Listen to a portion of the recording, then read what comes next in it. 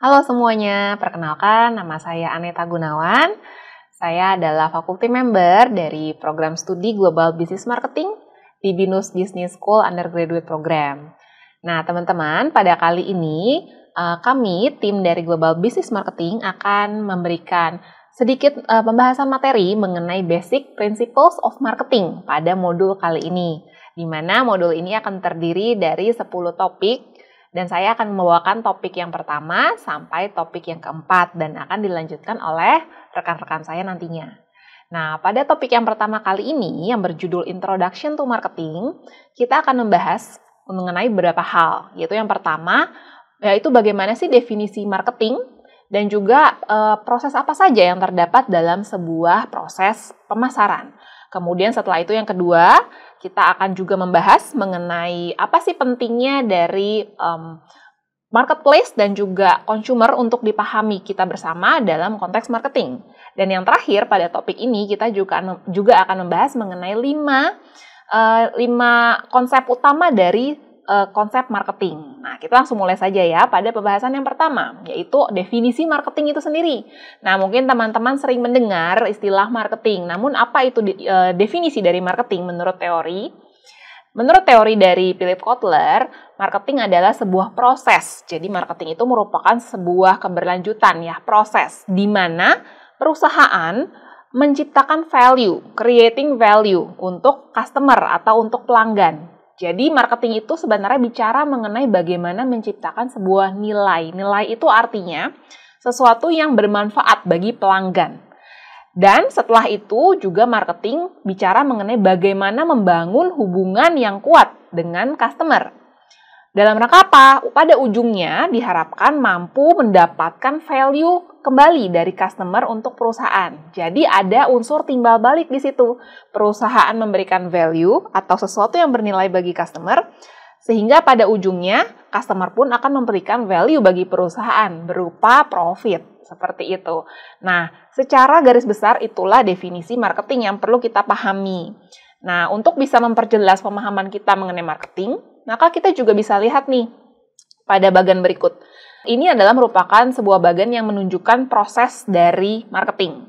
Nah, kita bisa lihat di sini di mana marketing itu bermula dari bagaimana kita memahami kondisi pasar dan juga memahami bagaimana perilaku konsumen yang akan kita layani.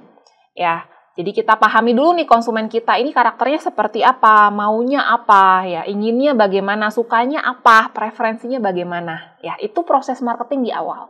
Setelah kita tahu informasi ini, maka kita bisa melanjutkan dengan merancang strategi marketing yang berorientasi kepada customer. Jadi setelah kita tahu bagaimana karakternya, maka kita bisa merancang strateginya. Ya, strategi marketing yang dimaksud adalah strategi segmentasi, targeting, dan positioning. Nah, nanti akan ada topik tersendiri nih yang akan membahas ketiga hal ini ya.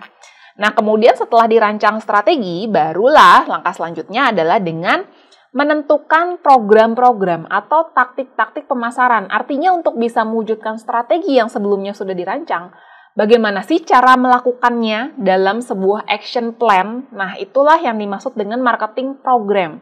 Atau yang kita kenal dengan istilah marketing mix atau bauran pemasaran. Ya, nanti juga akan ada topiknya masing-masing pada modul ini.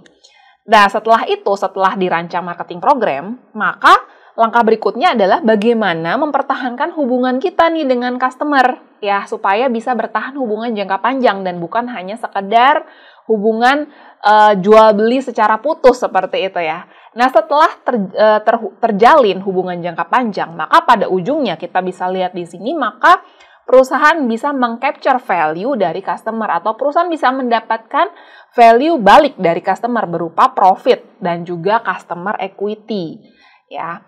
Nah, untuk itu dalam proses marketing yang ada, tadi kan di awal langkah pertama adalah memahami bagaimana karakteristik konsumen ya, apa yang mereka inginkan, needs and wants atau kebutuhan dan keinginan konsumen. Maka kita perlu tahu dulu nih, apa sih yang dimaksud dengan needs, apa yang dimaksud dengan wants, dan ada satu istilah lagi, apa yang dimaksud dengan demand ya. Yang pertama needs itu adalah states of felt deprivation. Needs itu adalah sesuatu yang dirasakan oleh pelanggan yang memang dia harus memenuhinya pada saat itu juga. Jadi needs itu adalah sesuatu yang harus dipenuhi sesegera mungkin, karena itu adalah kebutuhan ya. Contoh paling mudahnya, misalnya seseorang merasa bahwa udah jam 12 siang nih, lalu dia merasa lapar. Nah, itu adalah sebuah need. Berarti dia punya kebutuhan untuk makan saat itu. Ya, itu need.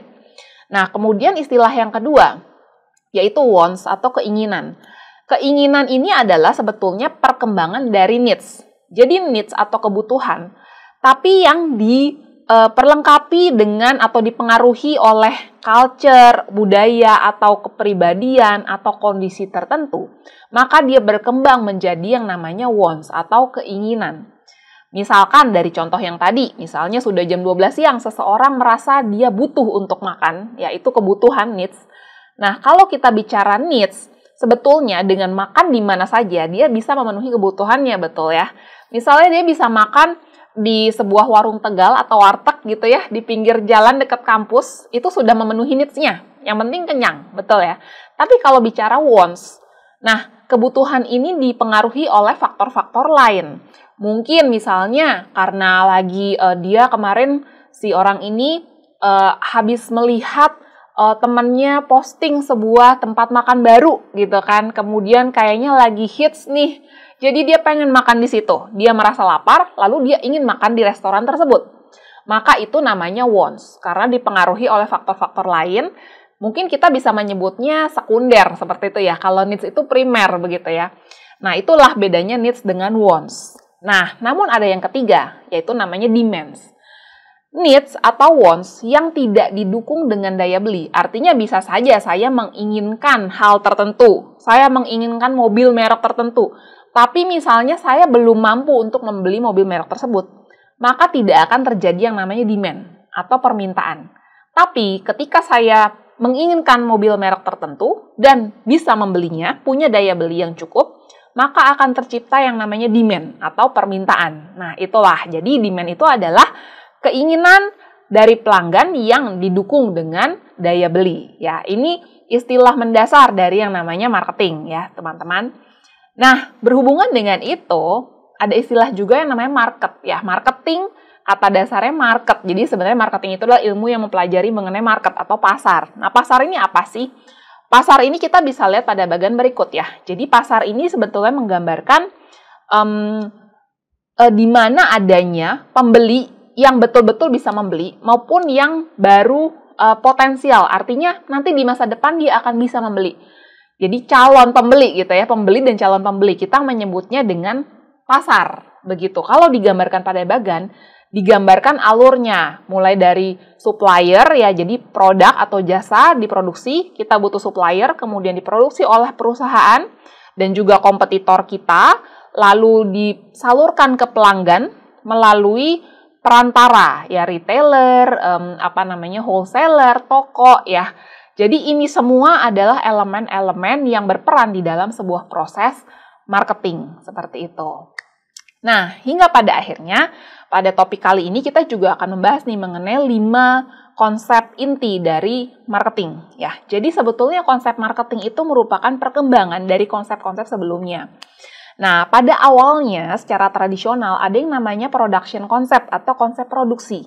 Ya, jadi zaman dulu sebelum konsep marketing itu populer, yang berlaku itu adalah konsep produksi. Di mana pada konsep produksi ini, perusahaan itu memproduksi barang atau jasa itu dengan pemikiran bahwa semakin banyak dia produksi, itu semakin baik.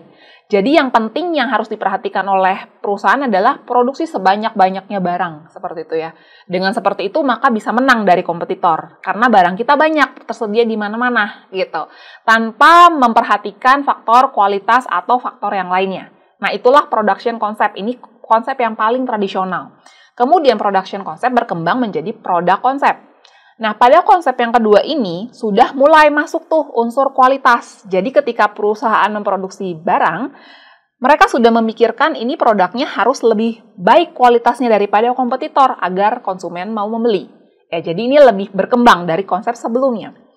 Nah, namun berkembang lagi menjadi selling concept, di mana pada selling concept Yang diperhatikan selain produknya kualitasnya harus baik, namun juga mulai masuk unsur promosi.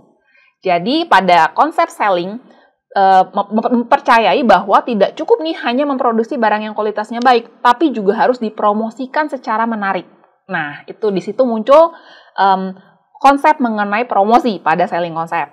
Nah, setelah selling konsep, barulah muncul marketing konsep yang kita bahas kali ini pada modul ini.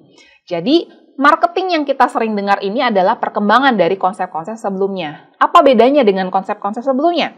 Pada marketing konsep, perbedaan mendasar adalah pada konsep marketing atau marketing konsep, kita memikirkan dahulu apa yang diinginkan atau dibutuhkan oleh customer, baru kita mempertimbangkannya atau menjadikan dasar untuk memproduksi barang atau jasa. Sedangkan pada ketiga konsep sebelumnya, perusahaan memproduksi barang atau jasa tanpa memperhatikan apa sih konsumen maunya, itu nggak dipikirkan dahulu ya. Jadi mereka produksi baru dilempar ke pasar atau istilahnya push strategi. Jadi barang udah jadi didorong ke pasar gitu ya. Tapi kalau marketing konsep sebaliknya, pull strategi. Jadi kita cari tahu dulu pasar maunya apa, baru kita menentukan nih produksinya harus seperti apa. Baru nanti disalurkan barangnya. Jadi ditarik pull strategi dari pasar gitu ya. Nah, ini yang kita pelajari saat ini dan yang populer saat ini. Namun, pada perkembangannya, belakangan ini juga muncul istilah societal marketing konsep. Nah, mungkin ini baru sedikit yang mengaplikasikan, namun juga pada beberapa tahun ke depan mungkin akan semakin menjadi fokus pada perusahaan-perusahaan. Apa itu societal marketing konsep? Di societal marketing konsep ini mempertimbangkan keuntungan jangka panjang bagi ketiga pihak, yaitu pelanggan, perusahaan, dan juga masyarakat atau society. Ya, jadi kalau pada marketing konsep, kita hanya mempertimbangkan keadaan yang saat ini saja. Namun pada societal marketing, kita mempertimbangkan sampai jangka panjang. Artinya ketika kita melakukan aktivitas bisnis, apakah ini efek jangka panjangnya baik untuk customer? Apakah bisa menghasilkan profit jangka panjang untuk perusahaan? Dan juga apakah bisa mempertahankan kelestarian lingkungan misalnya atau berdampak baik bagi masyarakat? Ya, jadi disinilah perbedaan societal marketing dengan konsep marketing sebelumnya. Nah, untuk itu teman-teman, pada topik-topik mendatang kita akan lebih mendalami nih langkah-langkah pada proses marketing pada bagian yang di awal tadi. Ya, untuk topik pertama kali ini sampai di sini materinya. Demikian dari saya. Terima kasih untuk perhatian teman-teman semua.